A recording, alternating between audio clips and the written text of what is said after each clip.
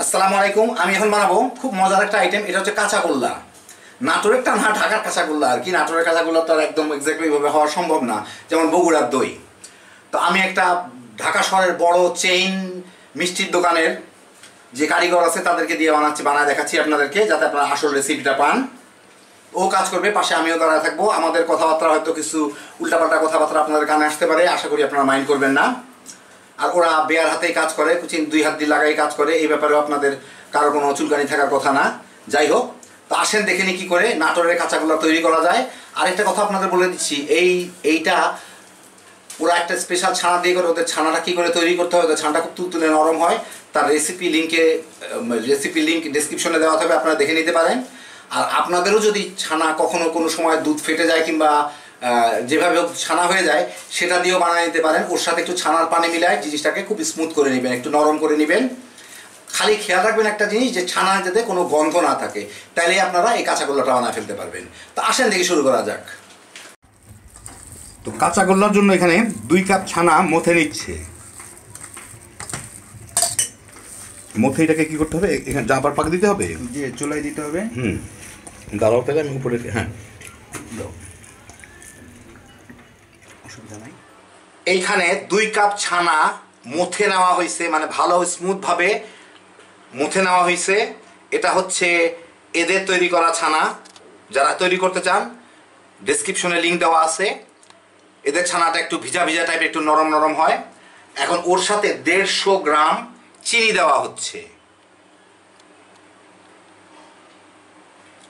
দিয়ে এটাকে জাল দিয়ে পাকায় নেওয়া হবে। তো ও নাড়তে থাকুক আর পাকাইতে থাকুক। এটা কোনো কাটাকাটি হবে না, কতক্ষণ পাকাইলো সেটা আপনারা এর মধ্যেই দেখতে পাবেন, বুঝতে পারবেন।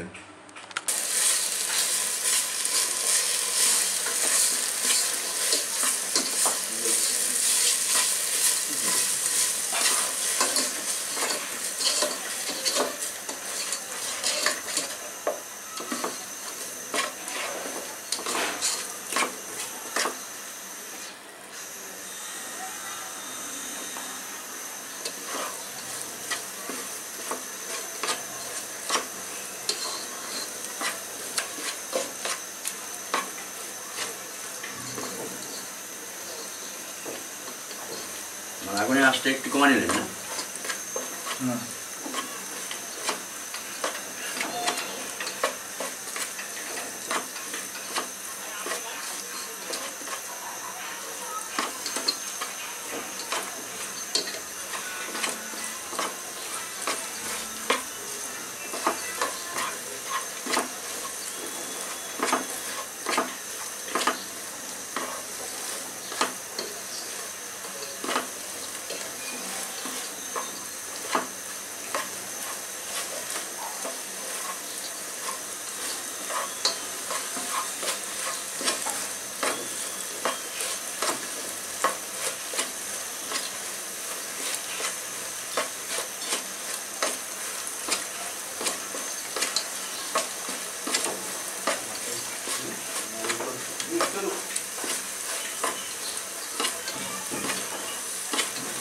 কারণ বাই চান্স যদি তোমরা সেদিনটার মধ্যে কিছু করে ফেলো, তাহলে পরে বলে দিতে পারবে, বুঝছো তো?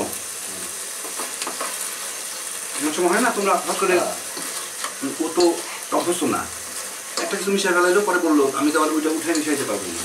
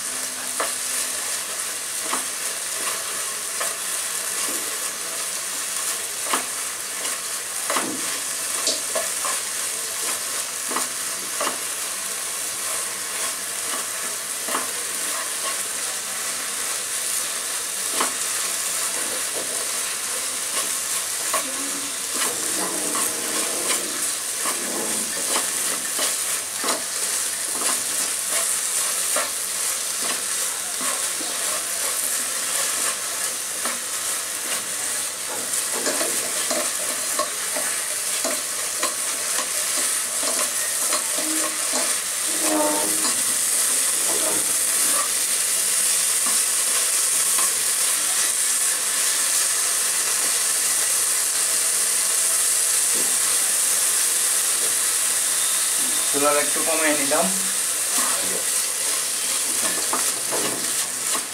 এতক্ষণ কিন্তু এটা হাই হিটে ভাজা হচ্ছিল, মানে ফুড ফ্লেমে ভাজা হচ্ছিল। এখন চুলার জালটা কমায় দিল, মিডিয়াম দিক থেকে একটু নিচে, মিডিয়ামের থেকে একটু নিচে নিয়ে চলে গেল। আর এটা নাড়ার উপরে সব সময় রাখতে হবে। ও প্রচুর নাড়তেছিল দেখলেন, কারণ হচ্ছে যে এটা কোনো অবস্থায় পোড়া দাগ লাগানো যাবে না, যাতে পুড়ে না যায়। শুকায় ফেলবেন কিন্তু যাতে পুড়ে না যায়, এভাবে নেড়েই চলতে হবে কয়েক মিনিট।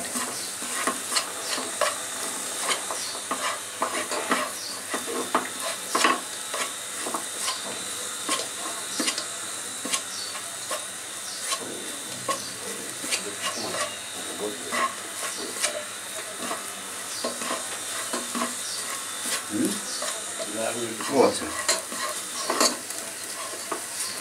এখন আবার ইয়ে লাগবে, ময়দা দিয়ে লাগবে, গুঁড়া দুধ। জি, গুঁড়া দুধ কতটুকু? আগের কথা দিলে হবে না, একটা আমি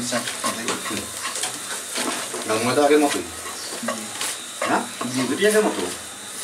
ছানাটা একটু ময়দার দুধ হবে।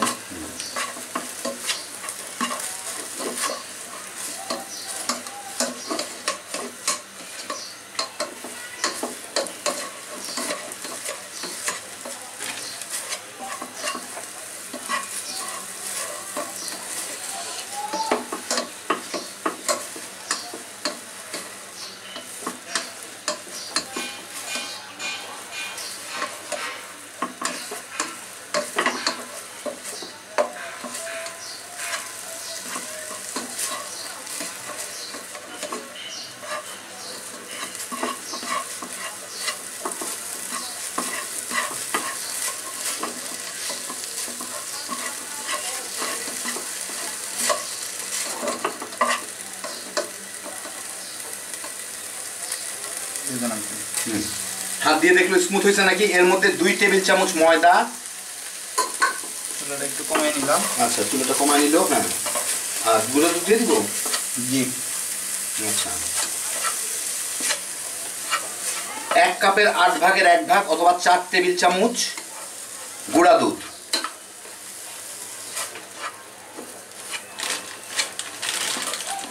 দিয়ে ও যেভাবে মিশাচ্ছে দেখেন। চুলাটা এখন হাই আর মিডিয়ামের, হাই আর লো এর মাঝামাঝি, মিডিয়ামের থেকে একটু নিচে আছে আর কি। ভালো করে লক্ষ্য করে দেখেন, এই কিন্তু ছানাটাকে প্রচন্ড চেপে চেপে চেপে চেপে নাড়তেছে, যাতে ছানাটা একদম স্মুথ হয়ে যায়, একদম মসৃণ হয়ে যায়। এটা কাঁচা ছানার মতো না। কাঁচা ছানার সন্দেশ আর কাঁচা গোল্লার মধ্যে এটাই পার্থক্য। এটা একদম স্মুথ করে নিতে হবে, একদম মসৃণ করে নিতে হবে, চেপে চেপে ঘষে ঘষে আর কি। 1 চা চামচ ঘি।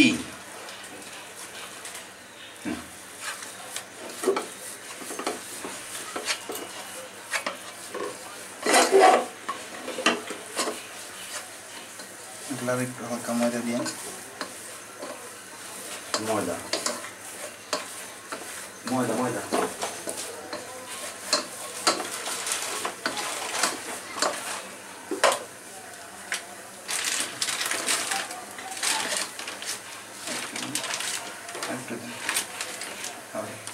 আরো 1 টেবিল চামচ ময়দা। 1 টেবিল চামচের থেকে সামান্য একটু কম।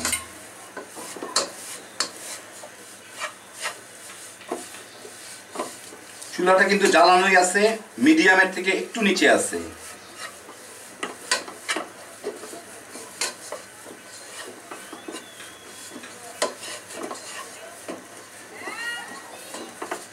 এইবারটা একদম স্মুথ করে মেখে নিচ্ছে, মানে একদম খুব সুন্দর করে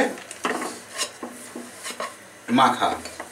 রং দেখে হয়তো বুঝতেছেন ভিতরে কোনো ছানার দানা দেখা যাচ্ছে না।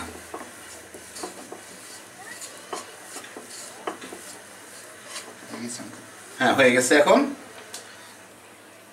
চুলাটা বন্ধ করে দেই। এখন নিয়ে এটা সাইজ করে ফেলতেছি।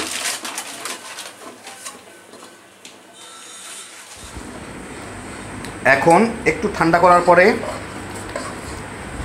ও একটা বাটির মধ্যে নিয়ে নিচ্ছে।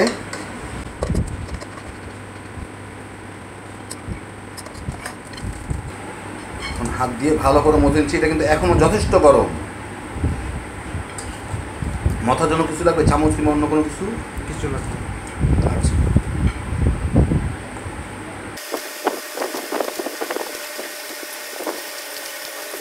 ঠান্ডা হইতে দিচ্ছে ফ্যানের বাতাসে। ফ্যানের শব্দ হয়তো আপনারা পাচ্ছেন, শো শো করে যে শব্দটা হচ্ছে এটা ফ্যানের, কিছু করার নাই, ফ্যান চলতে হবে।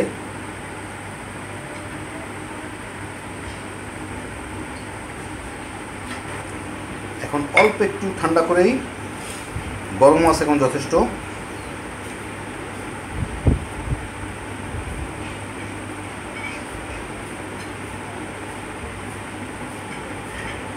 চেপে চেপে গোল্লা বানা নিচ্ছে ওরা প্রফেশনাল। দেখেন দুই হাতেই কেমন করে একই রকমের গোল্লা হচ্ছে, একই মাপের। আমি আপনি এক হাতে করে, দুই হাতে একটা গোল্লা করতে আমাদের ভেঙে যাবে।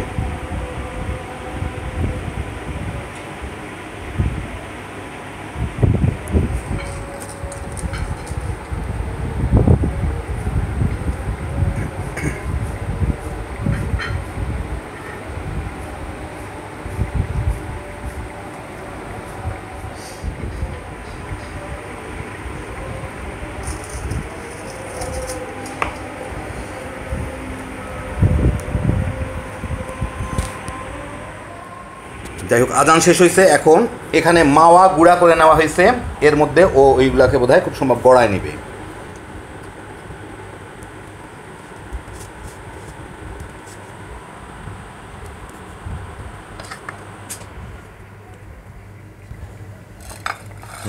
গড়ায় পাশে আরেকটার উপরে উঠাচ্ছে। তো এই দেখেন হয়ে গেল আমার প্রফেশনাল ময়রাকে দিয়ে তৈরি কাঁচাগোল্লা। ঢাকা শহরে এদের প্রায় 50-55টা দোকান আছে। একটা চেইন মিষ্টির দোকান আর কি বলতে পারেন, নামটা আমি বলতেছি না কারণ তার মালিক টালিক দেখলে মাইন্ড করতে পারে। তো দেখেন কত সহজে বানায় ফেলতে পারেন আপনারা। কিন্তু এটা ইচ্ছা করলে বাসায় যদি বেঁচে যাওয়া ছানা থাকে কিংবা কোনো দুধ ফেটে যায় সেটা দিয়েও করতে পারেন, যতক্ষণ না ছানাটার মধ্যে গন্ধ না হচ্ছে। আর এদের ছানাটা একটু স্পেশালভাবে তৈরি হয়, একটু নরম, আপনাদের বলে দিচ্ছি, ডেসক্রিপশনে লিঙ্ক আছে, দেখে নিতে পারেন। আর বাসায় যদি কারো ছানা দিয়ে করেন, ছানাটাকে একটু বেটে নিয়েন, একটু ছানার পানি দিয়ে, না থাকলে নর্মাল পানিও দিতে পারেন, কিন্তু এমনভাবে করবেন যাতে ছানাটা তেল ছেড়ে না দেয়। তো দেখেন কত সহজে হয়ে যায়, হ্যাপি জোশের একটা আইটেম। এখন আপনারাও যার যার হাউস আছে খালি বাসায় বানাইবেন আর তামা তামা করে খাইতে পারবেন। তো এই ফাঁকে আপনারা দেখে নেন একদম অরিজিনাল ময়রা কীভাবে বানায় ঢাকা শহরে। আল্লাহ আপনাদের সবাইকে ভালো রাখুন, সুস্থ রাখুন, নিরাপদে রাখুন। ইনশাল্লাহ বেঁচে থাকলে আবার দেখা হবে। আল্লাহ হাফেজ।